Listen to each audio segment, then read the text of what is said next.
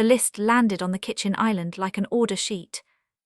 28 guests, my mother Diane said, tapping the paper with her finger. Your sister's friends are coming for Christmas Eve dinner. You'll cook, clean, serve, and make sure everything is perfect. I stared at the page, 3 pages of instructions, hours of work, not one question about whether I wanted to do it. Mom, when exactly was I asked? She smiled. You don't need an invitation to help your own family. Across the room, my father Mark kept looking at his phone. My sister Alyssa barely glanced up. Just don't make it awkward, Alyssa said. My friends expect something nice. That was the moment I realized they weren't asking for help. They were assigning me a job. And they had no idea I had already decided not to show up. I looked down at the list again and smiled. Not because I agreed. Because for the first time, I knew exactly what I was going to do. My name is Kendra Hayes, and for years I had been the person my family called whenever they needed something done. I was the one who cooked every holiday meal, cleaned after every gathering, and fixed every problem nobody else wanted to handle. But somehow, when the compliments came, they always belonged to Alyssa. Diane had a way of making it sound normal. Family helped family, family made sacrifices, family didn't keep score. Except they always seemed to know exactly who was sacrificing and who was benefiting. She pointed at another line on the list. You'll need to pay for the specialty ingredients too, and you can sleep in the basement Christmas Eve. Alyssa's friends might need the guest room. Then she looked at my sweater and frowned. Wear something simple. We don't want guests thinking you're one of them. I said nothing. Instead, my eyes moved to the counter behind her, where a printed menu sat partially covered by a stack of napkins. Alyssa Hayes' private holiday dining preview. My stomach tightened. The menu wasn't filled with Alyssa's ideas. It was filled with mine. My cranberry orange short ribs, my brown butter apple tart, recipes I had spent years creating. Diane quickly grabbed the paper before I could read more. That night I went home, opened my laptop, and booked a flight to Florida for Christmas Eve morning. Then I cancelled the grocery order they expected me to pay for. Because when Diane opened that kitchen door on Christmas Eve, she wasn't going to find a missing helper. She was going to find out what happened when the person holding everything together finally walked away. The first thing I saw the next morning was my phone lighting up with messages from my mother. Not "Are you okay?" Not "Can we talk?" Just instructions. Don't forget the rosemary. Call the bakery about the rolls.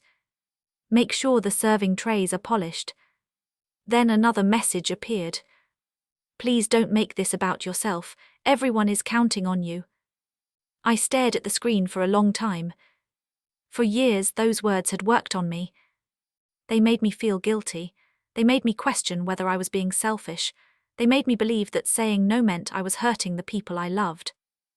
But this time I put my phone down. I opened my laptop and clicked on a folder I had created months earlier. Receipts. Inside were screenshots, invoices, photos, and messages I had saved without knowing exactly why. Now I knew. There were pictures from previous Christmas dinners where my food sat on the table while Alyssa smiled beside it, accepting compliments. There were grocery receipts showing I had paid for ingredients. There were messages from Diane asking me to just handle one more thing. One photo stopped me. Last Thanksgiving. Alyssa stood in the dining room while everyone praised her hosting skills. She really knows how to put together a beautiful event, Diane had said proudly. Meanwhile, I was in the pantry, scrubbing gravy off my sleeve after spending 6 hours cooking. When I finally told Mark that night how it felt, he didn't defend me. He just sighed. Your mother wants peace, Kendra. Don't punish everyone by being difficult. That sentence stayed with me longer than it should have. Because I wasn't asking for a fight. I was asking to matter. My phone rang. Alyssa. I almost ignored it, but I answered. Kendra, she said softly, Mom is stressed, you know how she gets. I said nothing. Can you just do what you're good at? The words were gentle, but I heard what she meant. Go back to your role. Make things easier. Why are there printed menus? I asked. A pause. A long one. What menus? The ones with your name on them. Another pause. They're just for fun, Alyssa said quickly. It's not a big deal. Then faintly, I heard Diane's voice in the background. Don't tell her that part. My hand tightened around the phone. They weren't just expecting me to cook. They were hiding something. I ended the call and walked to my computer. I cancelled the grocery pickup I had been forced to put on my own credit card. Then I sent Diane one message. I won't be available to work Christmas Eve. My phone rang instantly. I watched her name flash across the screen. I let it ring. The voicemail notification appeared seconds later. When I listened, her voice wasn't worried. It was angry. You don't get to quit your family. I closed the laptop, turned off my phone and placed my suitcase beside the front door. For the first time, I wasn't preparing to serve them. I was preparing to leave them without the one thing they never appreciated. Christmas Eve morning started with a phone call Diane never expected to make. The specialty grocery store clerk looked at the order on his screen and shook his head. I'm sorry, Mrs. Hayes, but this order was cancelled yesterday. Diane gripped the counter. Cancelled? No, that's impossible. My daughter placed that order. The clerk turned the monitor toward her. The cardholder cancelled it, Kendra Hayes. For a moment, Diane just stared at the screen. Then she stepped outside and called me. Once, twice, 10 times. No answer. She called Mark next. She's actually doing this, Diane said. She's ruining Christmas. Mark was quiet. Because somewhere in the back of his mind, he knew this wasn't just about a dinner. At the Hayes house, the decorations were already up. The dining table was set. The candles were arranged perfectly. Everything looked ready. Except the one thing that mattered. There was no food. Alyssa walked through the kitchen, checking her phone every few seconds. My friends are already asking what time they should arrive, she said. Diane opened cabinets like the ingredients might magically appear. They'll be here soon, we'll figure something out. But they both knew they had a bigger problem. This was never just a family dinner. Alyssa's friends thought they were attending the first preview of her new luxury holiday catering business. She had already told them about her signature menu. She had posted pictures online. She had created an entire image around food she never made. And tonight, someone important was supposed to be watching. Marissa Vale had told Alyssa she was bringing her uncle Daniel, who managed events for a boutique hotel group. A possible contract. A real opportunity. Diane tried calling restaurants and grocery stores for replacements, but Christmas Eve had already closed most options. The emergency trays she found were nothing like the menu Alyssa promised. Mark stood in the kitchen doorway. Maybe you should just tell them the truth. Diane turned sharply. And embarrass Alyssa. The truth might be better than this. No, Diane snapped. Kendra is being dramatic. Alyssa is the one who built this. Meanwhile, I sat at the airport waiting for my flight. My phone was finally turned back on. The first thing I saw was Alyssa's story. A picture of the decorated dining room. A close-up of the printed menus. The caption read, "Tonight's tasting menu is almost ready." I zoomed in. There they were. My recipes. My dish names. My work. I didn't comment, I didn't call, I didn't expose them publicly. I opened my email and scheduled a message to send to Diane, Alyssa, Mark, and myself. The subject line was simple: recipe ownership and holiday event documentation. Attached were the photos, receipts, and messages I had saved. Back at the house, guests began arriving. They complimented the decorations. They complimented the menus. And Alyssa accepted every word. Diane leaned close and whispered to one guest, "Kendra has had a little episode." Then the first store-bought appetizers came out. Cold. Unfinished. Nothing like the promised dinner. Someone looked toward the kitchen and asked the question everyone was thinking. When are the short ribs being served? Alyssa forced a smile. Before she could answer, Daniel picked up one of the menu cards and studied it carefully. Then he looked across the table. Interesting, he said. Everyone stopped talking. Daniel turned the card around in his hand. Because I've seen these exact dishes somewhere before. The room went silent. Alyssa stood beside the dining table, still holding the serving spoon she had picked up moments earlier. 28 guests were looking at her, not admiring her, waiting for an explanation. Daniel looked down at the menu card again. I recognize these dishes, he said. The short ribs, the apple tart, the way they're described, I've seen them before. Alyssa laughed quickly. Oh, that's probably because Kendra helps me with ideas. The answer came too fast. Daniel raised an eyebrow. Helps you? Alyssa nodded. She's kind of my assistant when it comes to prep. From across the room, Diane immediately stepped in. Kendra has always been difficult. She gets emotional and turns things into something they're not. The words landed exactly the way they always had. A way to make Kendra seem unreasonable before anyone could hear her side. But this time, Kendra wasn't there to defend herself. And that was the problem. Daniel looked around the decorated room. Where is your assistant tonight? Nobody answered. Mark looked down at his plate. Because he knew. He knew Kendra wasn't missing because she forgot.